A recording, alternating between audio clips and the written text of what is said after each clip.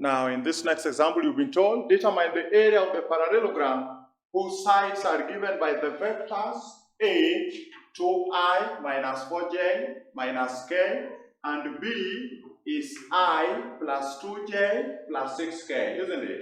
So, if that parallelogram, the two vectors, if these are the two vectors, vector A, if you have that is vector A, and this is vector B, so if this is the side for vector A, and this is the side for vector B, then to make it a complete parallelogram, you resolve the vector, isn't it?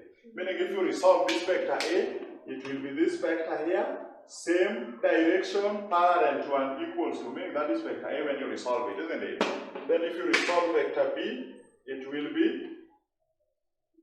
be this. So that is that. So you see, you formed a parallelogram, isn't it? After forming this parallelogram, you can see this is just a parallelogram. It is consisting of two similar triangles, isn't it? So if you have the angle which is here to be theta, then for you to determine, once you get the area of one triangle, then you multiply by 2 because they are two similar triangles, isn't it? So area of a triangle, you know it is a half AB. So if this length is A and this length is B, then you know that the area of a triangle is given by a half AB sine theta, where theta is the angle between the two lengths, isn't it? Are we together?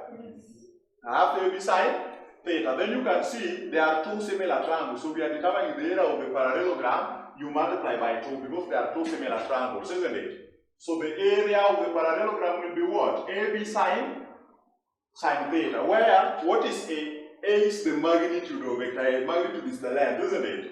So you can see A, this our small a, we are using it to be the magnitude of vector A, isn't it? Are we together? Yes. Then this small b is the magnitude of vector B. So that small b is the magnitude of vector B. Are we together? So you see, for you to determine the area, you need to know this angle theta. So for you to get this angle theta, you must apply the concept of vector dot product, isn't it? So in the vector dot product, we have, if you have vector A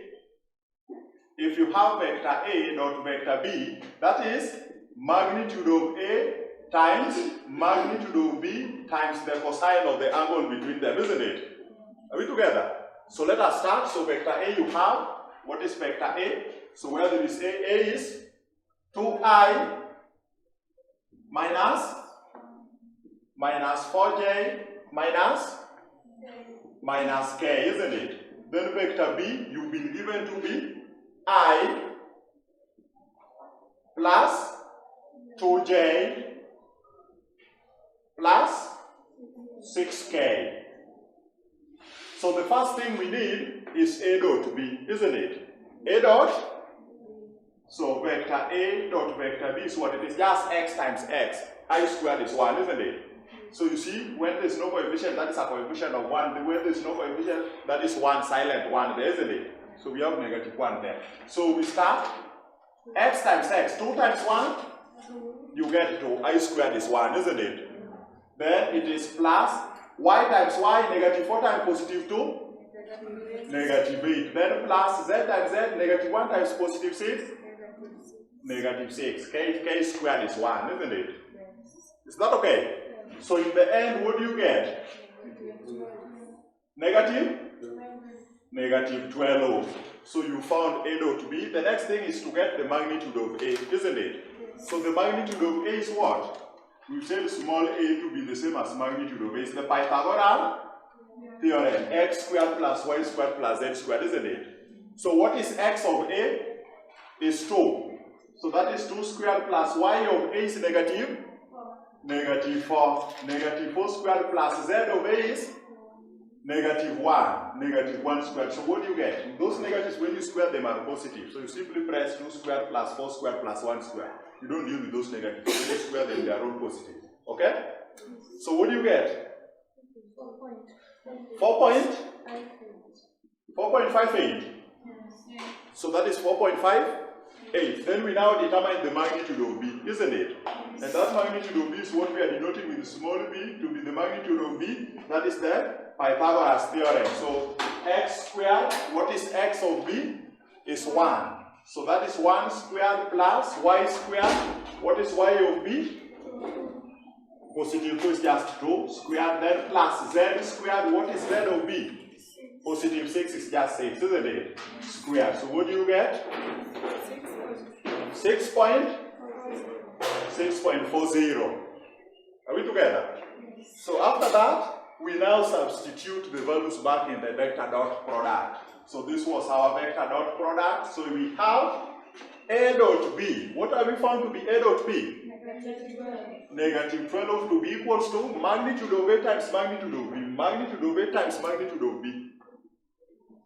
This times this. 29.33, isn't it? Are we together? Then cos theta. So what is cos theta? So you divide both sides by 29.33, isn't it? You remain with cos theta. You divide both sides by 29.33. So what do you get to be cos theta? Negative 12 divided by 29.33 is negative 0.4?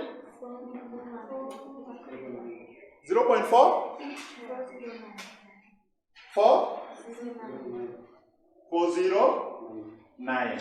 So this is now the beautiful thing with this angle theta. Whether you get it to be positive or negative, there is no problem because sine is positive in the first and second quadrant. Are you seeing?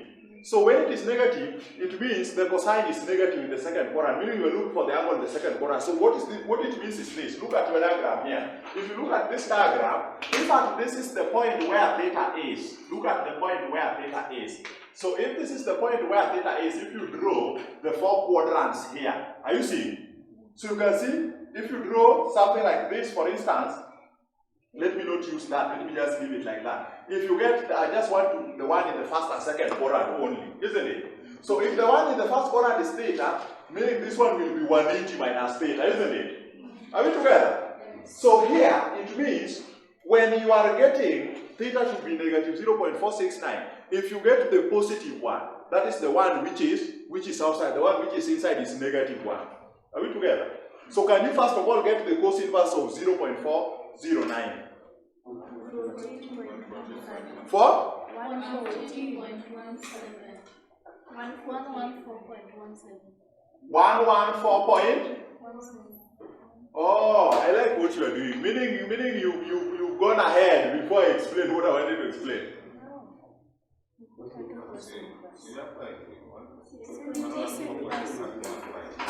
I say when you are looking for the cos inverse of 0.409, you don't use the negative. The negative is showing you the quadrant, my friend. I'm saying you just look for the cos inverse of 0.409. It is an acute angle. Yes, that is the one I'm looking for. Are you seeing? You found it at 65.86, isn't it? But we don't need this one. We need the quadrant where cos is negative. And that is the second quadrant because you see this angle here. They are the first and second, isn't it? So the one in the second quadrant, meaning you found this angle here. But if you need this, so which one is the corresponding? You subtract 180 from it, isn't it? So in the first quadrant, you have 65.86. So in the second quadrant will be 180 minus that 65, isn't it? So you end up with the theta to be 114.14 degrees. Very good.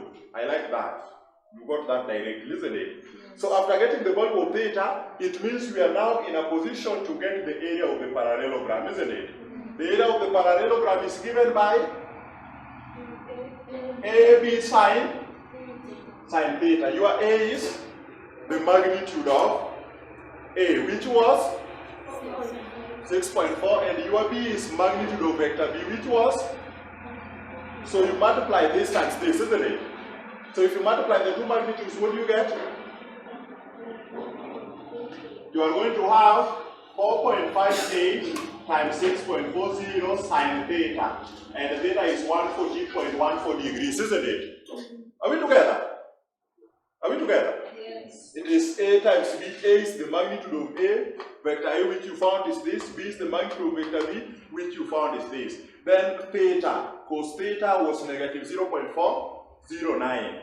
And remember, both the angles, the negative and the positive one, both of them are in that parallelogram. If that parallelogram, it means that parallelogram was like this. This was the parallelogram. So if this is the parallelogram, if this is vector A, and this is vector B, meaning this is one of the angles is 114.14 and one of the angle is 65.86. So it doesn't matter whether you use this because this is still having A and B or whether you use this 65. Are we together? Are we together? Yes. Because sine is positive in first and second quadrant. So it doesn't matter whether you use 114.14 degrees or you use 65.86 degrees. You will still get the same thing.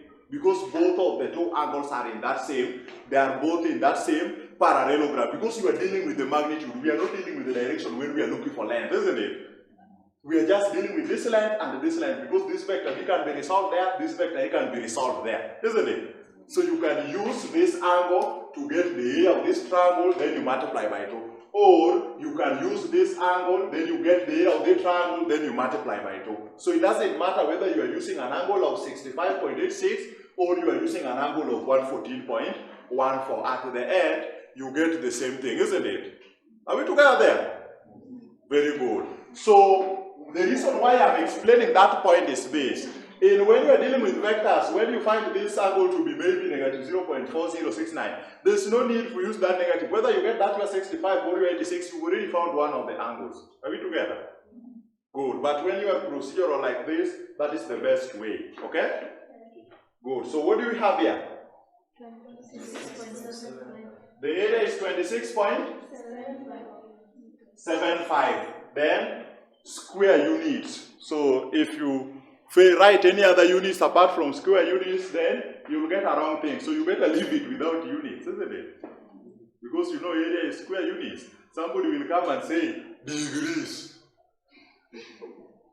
under exam temperature. Then you just write things unexpectedly. Then when your brain is relaxed later on, is when you start wondering what you wrote, isn't it?